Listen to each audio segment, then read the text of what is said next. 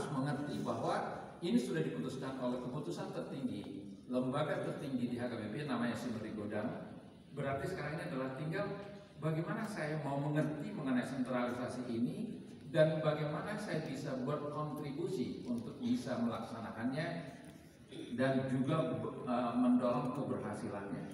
Itu paling tinggi.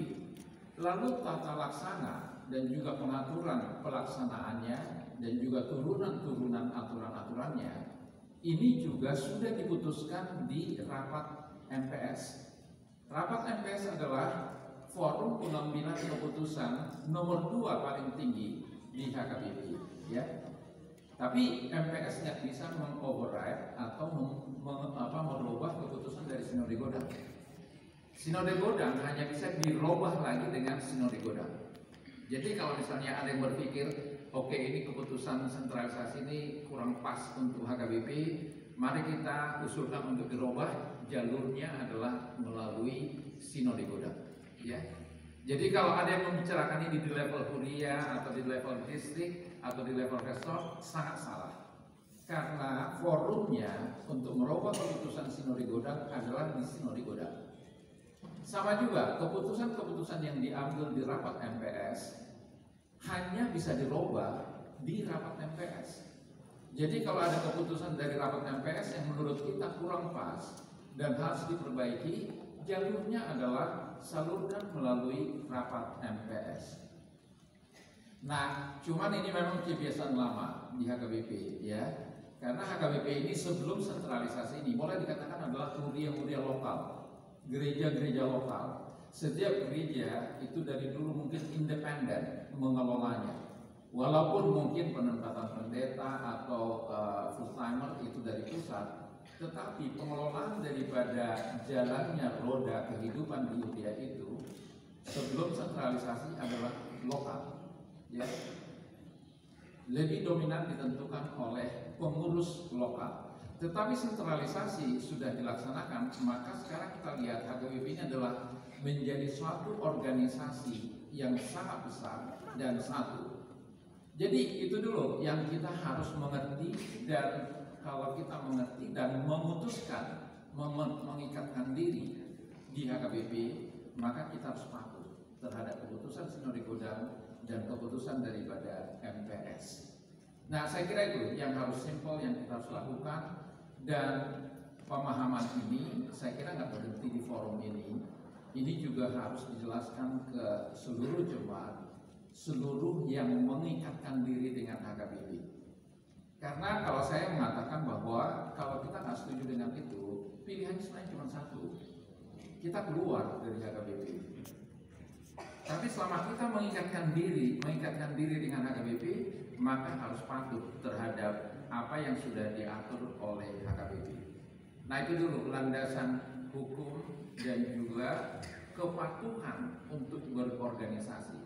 Nah, ini kalau kami di perusahaan ini sangat simpel sebenarnya. Di perusahaan gampang. Ya, kalau nggak mau mematuhi seluruh aturan perusahaan, pilihannya adalah keluar dari perusahaan.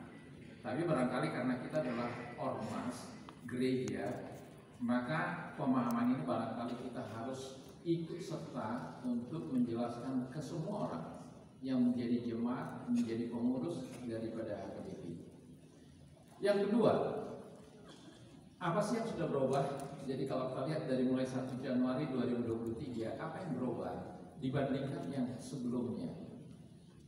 Yang pertama tentu adalah mengenai bagaimana balajo daripada pelayan full timer di HKBP.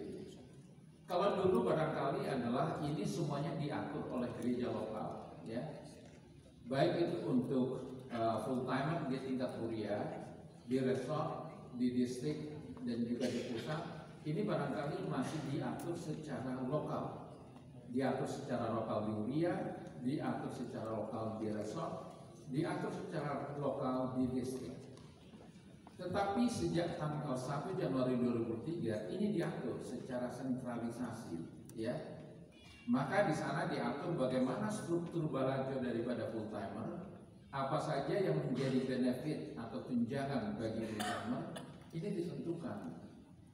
Dan sumber dananya juga datang dari BPSK ya sebagai Badan Pengelola Sentralisasi Keuangan, sebagai badan baru yang independen yang mengelola keuangan HKBP secara keseluruhan. Jadi itu yang pertama. Kami terlibat 2 bulan pertama pelaksanaan dari tugas-tugas BPSK ini, Januari Februari, sebelum terbentuk BPSK. Jadi kami tahu persis bagaimana perubahan ini terjadi ya. Saya boleh katakan lebih dari 90% ya tenaga full timer di HKBP itu mengalami kenaikan dari para balad cuan. Bukan hanya naik sedikit, banyak yang naik banyak ya. Itu yang berubah lebih dari 90%. Ada sekitar 10% yang mengalami penurunan karena yang tadi, karena diatur secara lokal, dan ada sekitar 10% gereja yang boleh dikatakan berkontribusi terhadap 15% pendapatan dari HKBP itu mampu untuk memberikan compensation ataupun balajo dan benefit yang lebih bagus.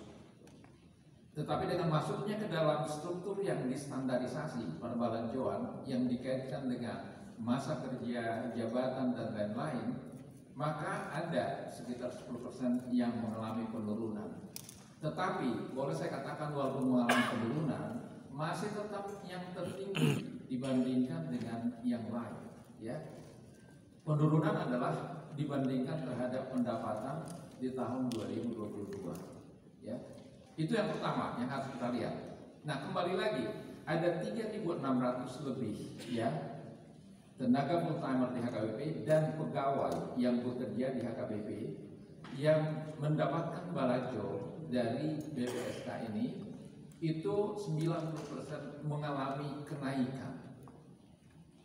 Nah, sekarang gini, kalau kita berorganisasi dan kita berharap mempengaruhi jalannya suatu organisasi, saya selalu berpikir, Pareto yang mana? Yang lebih dominan di organisasi yang mana? Yang lebih dominan adalah yang mengalami kenaikan 90%. Jadi kalau ada pihak-pihak yang berpikir sentralisasi ini salah, sentralisasi ini akan akan gagal dan akan berusaha mengembalikan ke model lama, hanya 10% yang akan dapat dukungan. Jadi sudah pasti inisiatif untuk merubah ini kembali ke zaman dulu itu akan gagal karena hanya 10%. Barangkali yang 10% ini bisa jadi suaranya juga cukup keras, tetapi kalau kita bicara mengenai mekanisme pengambilan keputusan, 90% akan against inisiatif ini, akan menolak inisiatif ini. Karena lebih dari 90% benar-benar sudah mendapatkan benefit dari sini. Nah, sekarang kita lihat juga mengenai realitas yang kita hadapi sebelumnya ya. Beberapa gereja di gereja-gereja besar itu mampu mempunyai 5 pendeta, bahkan ada yang 7 pendeta di satu huria ya.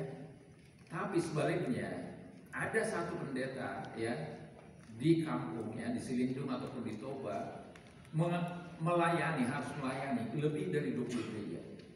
Satu pendeta melayani lebih dari 20 gereja. Dan saya dengar banyak dari gereja kehuria yang dilayani naik motor pun susah, ya harus jalan kaki. Saking sulitnya untuk mencapai daerah yang harus dilayani.